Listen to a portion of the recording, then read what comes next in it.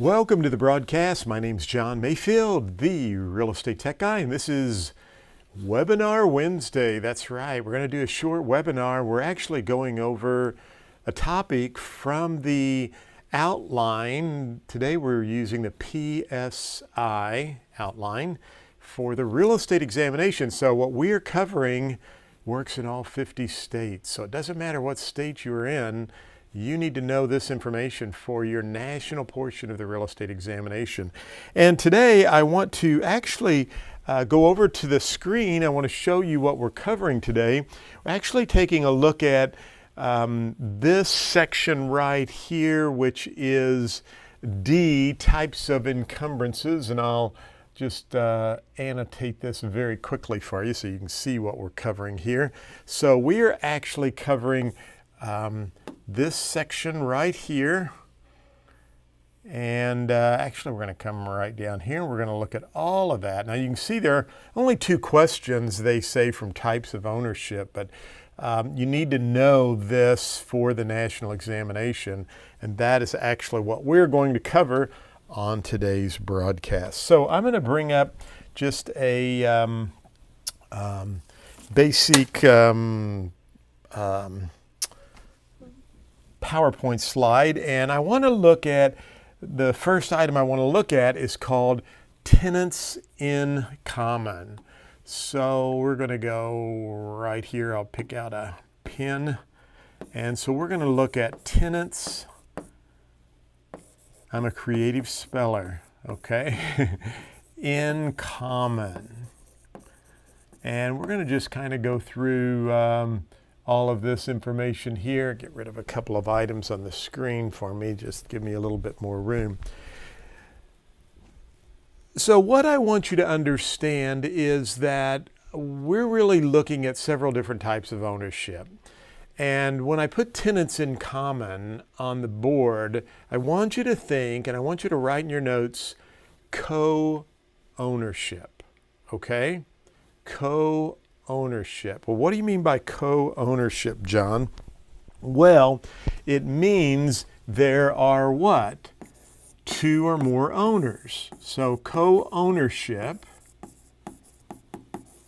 equals 2 or more owners. Now we need to think about this in terms of the fact that it could be Tom, Cindy, and Sue. Could be 3 people. And because we're talking about tenants in common, it's also referred to as tenancy in common. So if you see either one of these on the examination, do not panic, because they could refer to it as tenancy in common or tenants in common. But we're talking about co-owners, 2 or more owners, and they could be individual folks such as Tom, Cindy, and Sue, but it could be married couples. So you could have Tom and Mary, Cindy and Bob, Sue and Charlie, and you could have, and sometimes people ask me this, but if a state recognizes same-sex marriages, you could have, let's just say, John and John. We'll just say they're both named John, okay? And so you could have couples who go together and buy 40 acres for a campground that's next to a river. So I want you to understand that even though we have co-owners, yes, that could be myself and you, or it could be my wife and you and your spouse, okay? So either one of those actually fall in the co-ownership. I just want you to understand it could be single folks who go together as co-owners.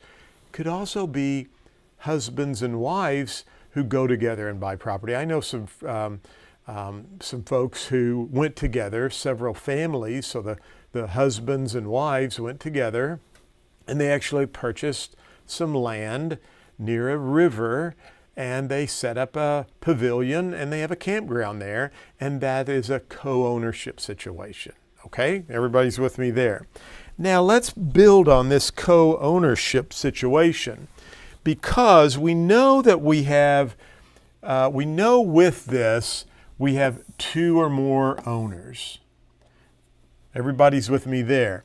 What's interesting about tenants in common or tenancy in common, same thing here, is that you can have equal, I want to just put this on here, or unequal interest. What do we mean by that? Well, we basically mean this. Tom and Mary could just own, let me go back to a different pin here. Tom and Mary could just own 20%. Cindy and Bob could own 20%. Sue and Charlie might own 40%. And then John and John may own 20%. You see that? You can have equal or unequal interest. The other item that's interesting with a tenant in common is the fact when we talk about selling. Tom and Mary could sell their 20% at any time. I'll just put a dollar sign there. I know that's hard to read with the yellow, but Tom and Mary could sell their property to, let's just say, Barry. Barry now owns this 20% as a tenant in common with the other co-owners. Okay, so that's an interesting thing that is about tenancy in common. And the other interesting point, I'll see how this orange works out, is we have what is called no, and I want you to make sure you understand this, no right of survivorship. No right of survivorship. What do we mean by that? Well, basically what we mean by no right of survivorship is that if you and I are co-owners, we're not married, so I own a percentage and you own a percentage. Maybe you own 70%, I own 30%. And we take the title as tenants in common, tenancy in common. That's how we want to vest the title, the interest in the real estate. Now, what happens if I die? Well, remember, if we go back to the display, there is no right of survivorship. Very important key point with a tenancy in common, which basically means this. If I die, my 20% that I own, I can't remember how much you had and I had, but my percentage that I own would go to my heirs. Okay? You do not get it. My heirs now become an owner in the property as a tenant in common with my percentage with you. Okay, here's what they're going to do on the real estate examination. They're going to give you a question that's going to be about this long. I mean, it's going to have lots of stuff in it. And sometimes people make these questions harder than what they really are. And I'll build on this as we get into joint tenancy, our next section. But what you need to look for are things like, did the heirs were they able to receive the property after someone died? That could be in the question. And if you read the question and it says, well, gee, John's heirs received his percentage, has to be a tenancy in common. Okay? Just that's it. If you're reading through this question and you see, wait a minute, they all have unequal interest, has to be a tenancy in common. So there's little key items that you can look at and immediately pick up that has to be a tenancy in common. Now, one interesting thing, and I want to go back over here and bring up, is that I talked about Tom and Mary selling their portion, their 20%, to Barry. And you can do that in a tenancy in common. I have seen a test question where Tom and Mary wanted to sell the entire property and the others did not, what can Tom and Mary do? And they can file what is called a suit to partition, or go to court and ask the court to sell the property. So just keep that in mind, and my apologies there. That, they can file in the court this suit to partition. I think it's called there's another name for it. But the key on that question is Tom and Mary wanted to sell the entire property, not just their percentage. So you've got to read these questions very, very carefully. They love to trip you up if they can. So let's just recap. Tenancy in common, equal or unequal interest. You can sell your interest, and there's no, underline that, no right of survivorship. Co-ownership, and that no right of survivorship means that you can die. When you die, I guess you can die. We all want to live a little longer, I guess, don't we? But when you die, your interest would go to your heirs because there's no right of survivorship. Now, there is another type of vesting that we could do in co-ownership, and it's called a joint tenancy. So let's go over to the board and let me pull up here and let's talk about joint tenancy. Joint tenancy. With a joint tenancy, we have this acronym. An acronym is an abbreviation, and each of the letters in the abbreviation represent something. And so our acronym is PIT, and that stands for possession, interest, time, and title. In other words, and again, joint tenancy, I left the T off there, didn't I? Joint tenancy means it's a co-ownership, and joint tenancy is stating with this PIT that all of the owners have to take the title to the property at the same time, and they all have an equal interest. I'm going to put an equal sign there, okay? And so they have an equal interest, and they all took possession, title, same time, have an equal interest.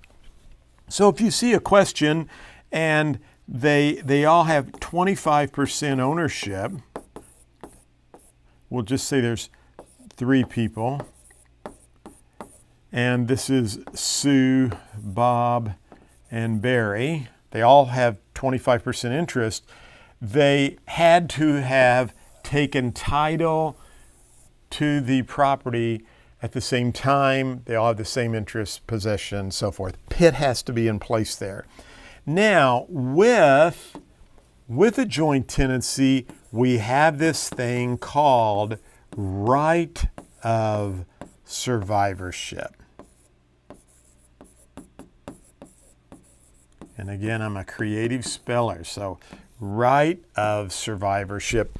Remember, on the tenancy in common, there is no right of survivorship, none.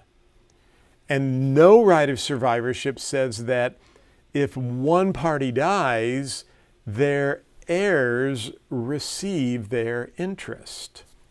Now, with joint tenancy, which does have the right of survivorship, if Sue dies, her interest moves over to Bob and Barry. So now they are both going to, her 25% would go on over, and so they would both own 50% in that case, right?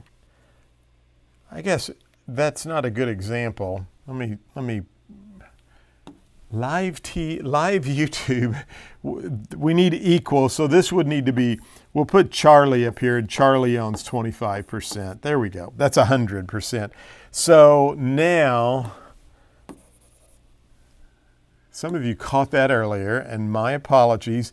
Now, they're all going to own 33, 33, and 33, 1/3, and you get the amount. They all own equal, right? Because remember, there's right of survivorship. So when Sue dies, her 25% is going to be distributed equally to the other owners. I was watching a video I did last night, and I kept referring to tenancy in common. There were some questions that we had. And sometimes you think you're going over this, and then I watch it back and I'm like, why did I say that? I shouldn't have said that. And so my apologies.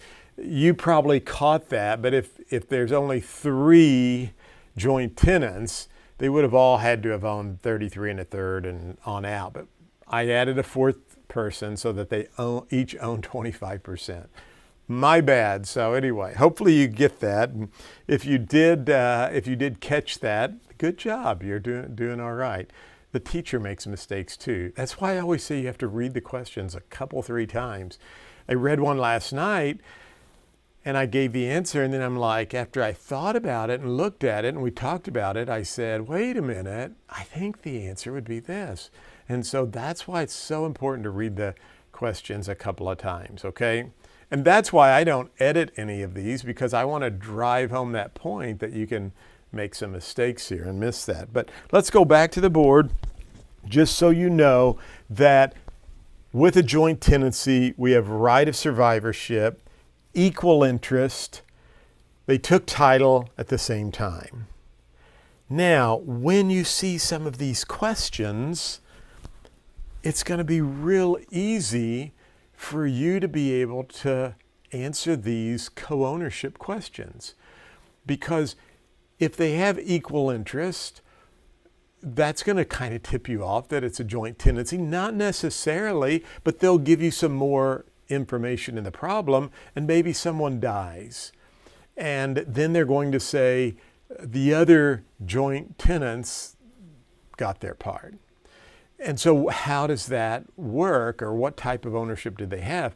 And the answer is joint tenancy if it's a right of survivorship. One question I think I have in my test bank said Carr and Dole both own property, and Carr dies and Dole now owns the property in severalty, which is what we're going to talk about next. Severalty is ownership by a sole person, single person. Well, if they both own the property as co-owners, that's what they tell you, and one of them dies and now the other one owns the property in severalty, has to be a joint tenancy, right? Because there's right of survivorship. If they said Dole and Carr both owned properties as co-owners, and Dole died and now Carr owns the property with Barry, who was the other person's nephew, had to be a tenancy in common, because there's no right of survivorship in a tenancy in common. So equal interest, unequal interest, only available in a tenancy in common. Right of survivorship, only available in joint tenancy. When do they take title? They all have to take it at the same time. If I saw a question once where 4 people or 3 people own property as joint tenants, and Carr was allowed to sell his third to someone. How do they own? And they come in and they now own the property as a third, as a tenant in common with Dole and Carr. You see how all of that can kind of get turned around. So some of the questions that are a little bit more challenging is when they say somebody wants to sell it and the others don't want to sell it. You got to go to court and do a suit to partition. And I know a lot of people get confused when they see that in a tenancy in common, because there's one question I have, and people want to write me and say, well, wait a minute, I thought under a tenancy in common you could sell your portion. And the answer is yes, but if you read that question, they wanted to sell the entire parcel of property and the others didn't want to. Well, then you'd have to go to court and ask the court to file the suit to be able to partition or sell the property. So hopefully that makes a little bit of sense. So now we have co-ownership, and we're going to talk about ownership and severalty, but I want to actually go to one more co-ownership situation, and that is husband and wife. And with husband and wife, naturally there's a 50-50 ownership interest there. You can't tell whose part of the property is whose, those kinds of things, just like with the other types of co-ownership interest. But this is called tenancy, or TEN. I'm being a creative speller here for sure. That TENANCY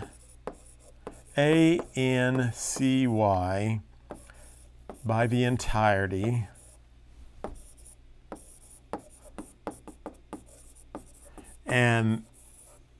or tenancy entirety. I've seen that as well, but tenancy entirety, tenancy by the entirety, that is only for husbands and wife. Okay, so that's tenancy entirety, tenancy by the entirety. Husband and wife has to be husband and wife.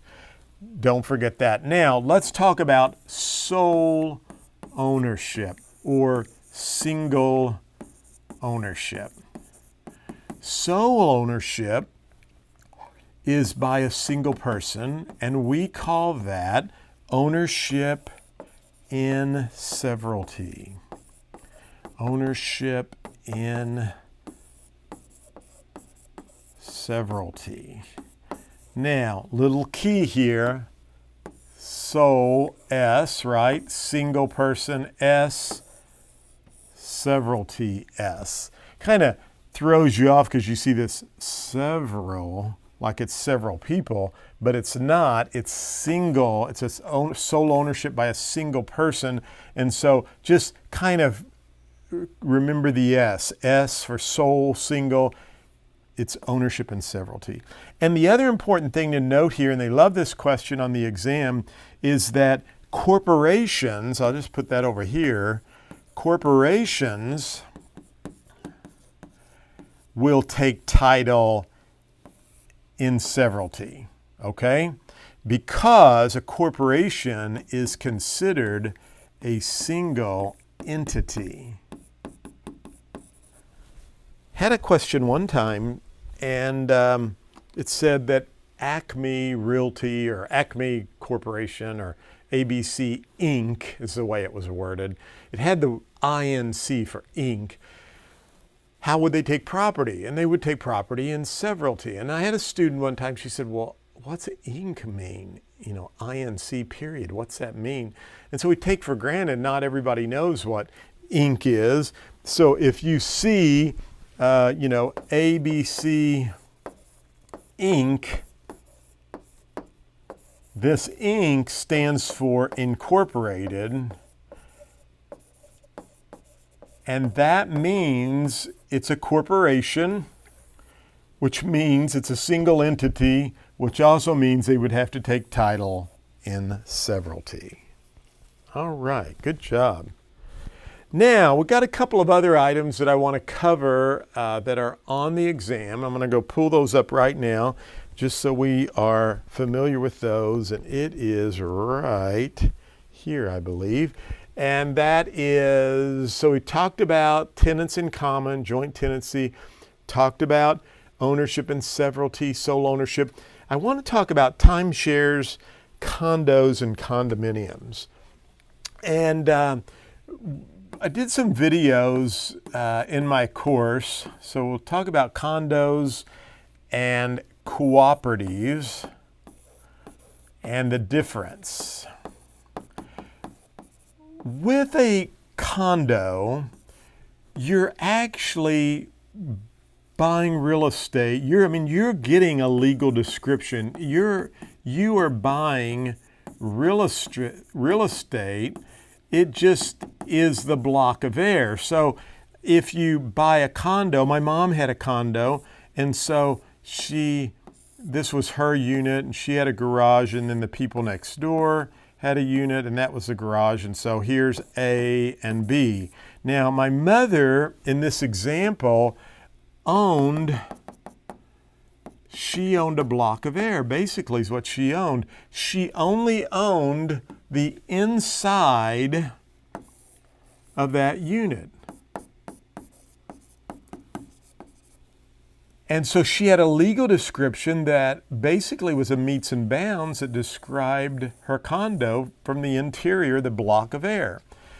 The condo association was responsible for everything outside of her condo. The driveway, they were responsible. Here's a driveway for both units. The condo association's responsible for the driveway. This was her front yard. They were responsible for the cutting of the grass. There was a swimming pool down here, and so the condo association's responsible for the pool. And all of my mother owned all of these common areas with the other owners of the association as tenants in common. They own the common areas as tenants in common. Remember, why would you own that as tenants in common? Because when you die, there's no right of survivorship, so your heirs get to come in, and they not only get your condo, but they become co-owners as tenants in common with all the other people who live in the association. See how this is all kind of trying to build and make a little bit more sense? So going back to the condo, you need to understand that since my mother actually did own this and had a legal description, she could take a loan out on the property. She had to pay taxes. And by the way, if she did not have a loan on her property, but if you took a loan out on the property and you didn't pay your loan, the bank could foreclose, right? If you don't pay your taxes, the local county collector can do a tax sale. So, you have all of the same bundle of legal rights that you have as a owner of normal real estate. You just own a block of air. That's why condominiums on the ocean, and they go up real high, can sell for lots of money because, that land has a lot more value, the highest and best use, because you could sell off blocks of air up into the sky and so forth and so on. So I want you to understand that it's an ownership interest. You can take a loan out. You can rent it if the condo association will let you. There are tax, you're going to get a tax bill, and if you don't pay your tax bill, you could lose your property. And that you own all of these outside elements, like the pool and the grass and the driveway, as tenants in common with all the other condo association owners. Now, I know at one time, what you need to know is there is like a bylaws or an articles for the association, and the name is slipping right now, but just understand there are condo rules and regulations, and I am so sorry that I have forgotten that word, but you could see that on the test that there's this articles that are filed, and maybe that'll pop back to me in just a minute. But normally there's a condo board, and this is all recorded at the courthouse and with the local city, and so those are the bylaws, and you need to follow the bylaws with the condominium association. Normally there's an association, and there's dues you have to pay for that condo association. Now let's flip over and take a look at the cooperative. And the cooperative, on the other hand, is really a lease.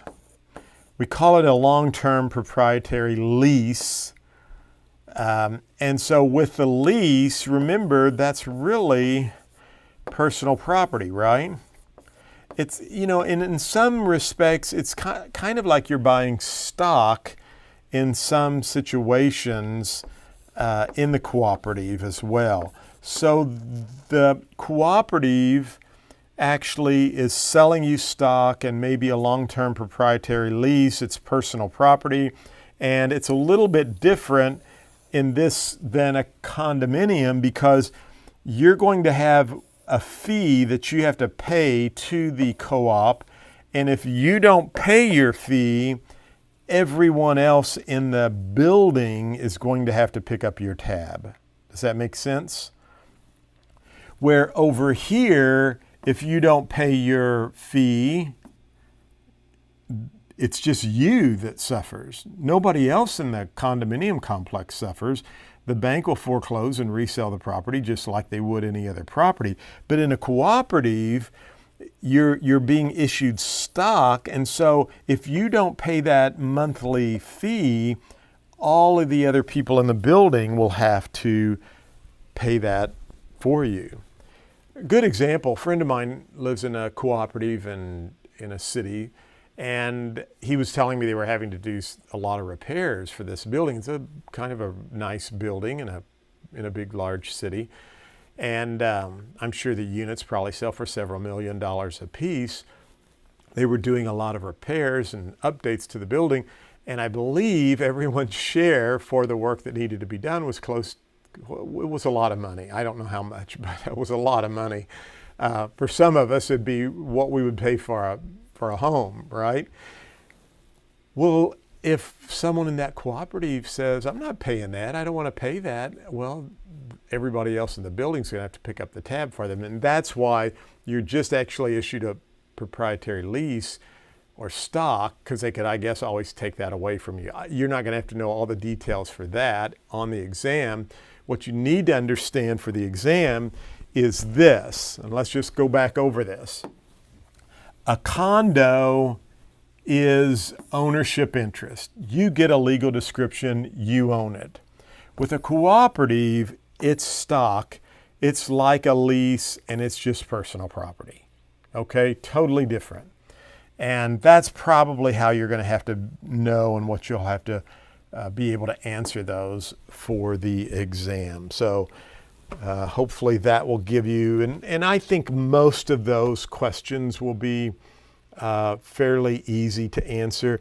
There is an item called timeshares that we need to probably go over just briefly and understand that a timeshare could be a lease or it could be ownership interest. So don't let that throw you off, but the key about a timeshare is it's just for a specific period of time throughout the year, okay? So if you own a timeshare, you might own the 4th week of each year as that's your ownership interest. I mean, I thought about that one time. I found a condo down in Florida that was right on the water. It was beautiful, great view, good price. And we were down there renting it for the week, and our unit was for sale. And it was like $182,000. And I thought, wouldn't it be cool if you could go back and find people who wanted to buy weeks? You know, maybe I bought 3 weeks and you bought 4 weeks, and we found 20 people and we all went together and we all bought different weeks throughout the year, and we created what was called a timeshare. And we vested the property as tenants in common, right? Because we would want our ownership to go to our children or our heirs if something happened to us. Tenancy in common, there's no right of survivorship. So, and you can have equal or unequal interest in a tenancy in common. See how that all kind of plays together? And I thought, wouldn't that be cool? It's $184,000. It's right on the water. But if we could find, if you could find 10 people, that'd be $18,000 a piece, right? And 10 people divided by 52, we'd all get about 5 weeks a year for that. So, I mean, you just figure all that out, and people do that all the time. So timeshares can be leased, which is personal property, non-freehold estate, or it could be ownership interest. So you could see that on the test. And sometimes they love going back to the condominium. A lot of times we just think of condominiums as residential, but there are many office condominium complexes. There are many warehouse condominium complexes. So just because they throw a word in the question that says it's an office or commercial space, whether it's retail or industrial or warehouse, those can all be resold as condominiums as well in a big industrial warehouse complex or office complex. So don't think that a condo has to be residential. It could be office, commercial, so forth. And timeshares could be ownership, or it could be a lease, and it's periodic times throughout the year. All right, life estates is our last section over this, and we're going to go over this right now. So I covered this, and I have one video I did that I thought I did such a good job, and I actually messed up at the very end, and I get lots of questions about that. And you know, as I mentioned earlier, sometimes you have good intentions to doing these videos, and then you play it back and you say, uh-oh, I said that and I shouldn't have said that. So if you ever catch that, it just means you know the material and you're doing a great job. And just understand that I'm trying to do this on the fly and without notes, because as I teach and lecture and when I give presentations, I'm not a reader. I love to interact with the audience and I like to move around on the stage and talk. And so my apologies in advance. But let's talk about life estates. You very well could see some questions on life estates. So here are the players with a life estate. So I'm going to just write life estate up here. And this was really created more for estate planning than, you know, sometimes people ask me, why would someone do that? And I just want you to understand it can be done, but it's generally for estate planning. So we have the first person we want to look at is this person right here, who is the grantor. This is the grantor, okay? And the grantor is going to grant a life estate to, in this case, it would be the grantee, right? This is the owner of the life estate. I'm going to abbreviate. And we could call this the life tenant.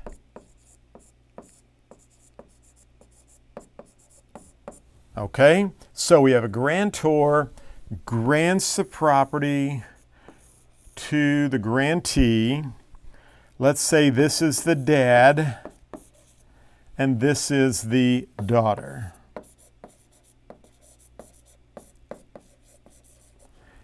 Now, I want to just do a basic life estate. The daughter, unfortunately, passes away. In this example, the property reverts back to the grantor, the dad. Now, here's where people get confused. The owner of the life estate can sell it, they could rent it, they can go take a loan on it, they can do whatever they want because they own this property. But when they die, this is just a basic life estate, it reverts back to the original grantor. Now just think of it in terms of this. I have some property, I want to give it to my daughter, but if something happens to my daughter, because it's a family farm or it's a house I own, I want it to come back to me, okay? So I don't want, maybe she's remarried and has children, and I love my grandchildren, and I love my son-in-law, but I still want the property back if something happens to my daughter. Again, it's just estate planning. I just want you to kind of think that life estate in its simplest form, as we're showing here, is the property's granted to a grantee, the life tenant, and if the life tenant dies, it reverts, the life tenant dies, it reverts back to the grantor. The life tenant can sell it, rent it, take a loan out, so forth and so on. Now, I'm going to erase this, and we're going to build on this a little bit more. So let's build on the life estate to where it has some more depth to it. Okay? So in this example, we have the grantor. I'm going to say it's the mom this time. She grants property through a deed, remember? So she grants property through a deed, a life estate to, in this case, we'll say it's the son who's the grantee and the life tenant, the owner of the life estate, the life tenant.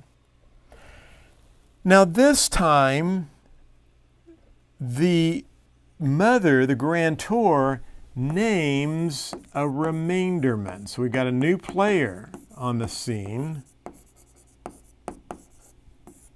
And the remainderman is the sister. In this example, remember in the previous example, there was no remainderman listed. And so when the child died, the property reverted back to the mother. In this example, we have what is called a remainderman listed, the sister. And so when the son dies, the owner of the life estate, the life tenant, it goes to the sister. And now she owns the property, and fee simple, it's hers. No other conditions. See how that's kind of building a little bit? So now, in this example, we have the grantor, the creator of the life estate, the mother. We have the life tenant, the owner of the life estate, which is the daughter in this, or the son in this case. But this time, when the owner of the life estate, the life tenant, dies, it goes to a remainderman because there is a remainderman mentioned or listed in the deed, okay? And so if there's no remainderman listed, it would revert back to the grantor, the creator of the life estate. Now we're going to add one more layer of depth to the scenario, and that would be, and I'm going to see if I can get rid of a couple of things here. In this case, I am going to add what is called, and I'm a creative speller, pour à travers,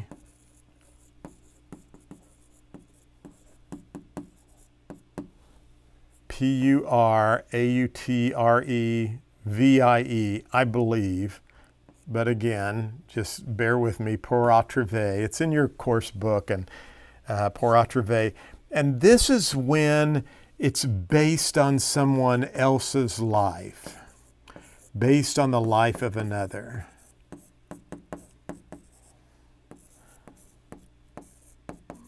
So I'm going to base this on, let's just say, Tom.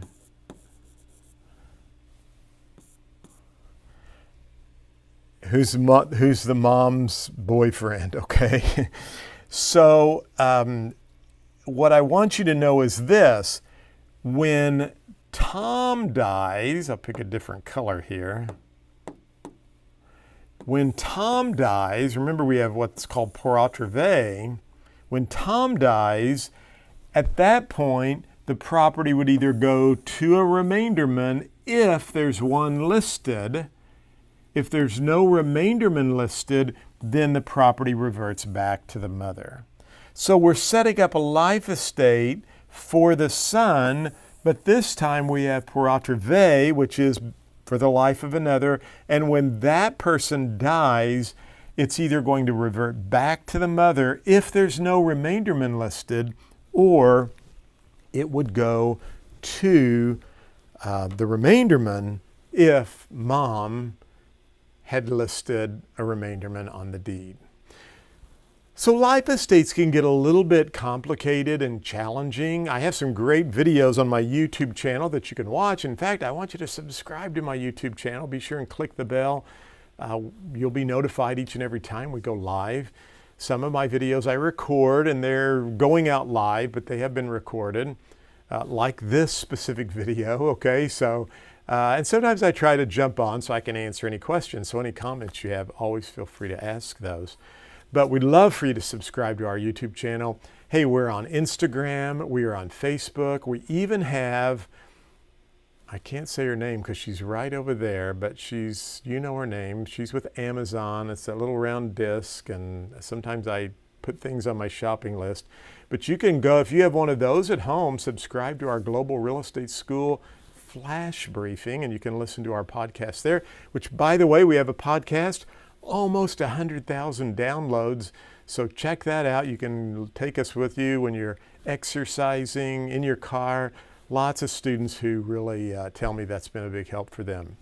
Now, I've got a great program called myrealestateexamcoach.com. Don't leave the YouTube channel yet. Some of you are saying, I can't pass the test. I've been watching you and I'm ready to go on to the next video. But I'm telling you, I had a lady just last week. She could not pass the test. She bought myrealestateexamcoach.com. She texted me 2 days ago and said, I did it. Actually, it was yesterday. She said, I did it. I passed. And she said, that first section of your My Real Estate Exam Coach was like all over that exam. She said, thank you so much. So check that out. You can find it at globalrealestateschool.com, or you can go to myrealestateexamcoach.com.